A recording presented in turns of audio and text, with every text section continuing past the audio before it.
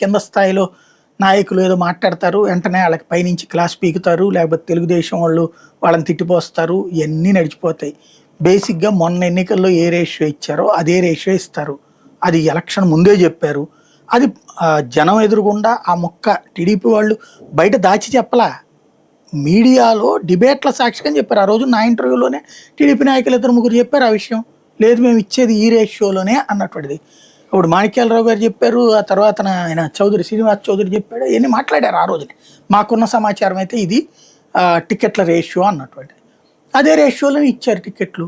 ఆ రేషియోలోనే కంటిన్యూ అయ్యారు ఎమ్మెల్యేలైనా ఎంపీలైనా ఇవన్నీ కూడా. తర్వాత నామినేటెడ్ పోస్టులని ఆ రేషియోలోనే ఇచ్చారు.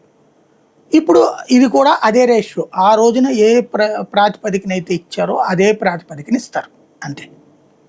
అంతే తప్ప ఏదో ఒక ఒప్పందం రాసుకున్నారు, వీళ్ళు గెలిచిన నియోజకవర్గాల్లో 100% ఇవ్వాలి, మిగిలిన చోట్ల 30% ఇవ్వాలి. అది ఎవరు చెప్పారు? పవన్ కళ్యాణ్ చెప్పాడు. అంతే. రైట్ రైట్ చూద్దాం.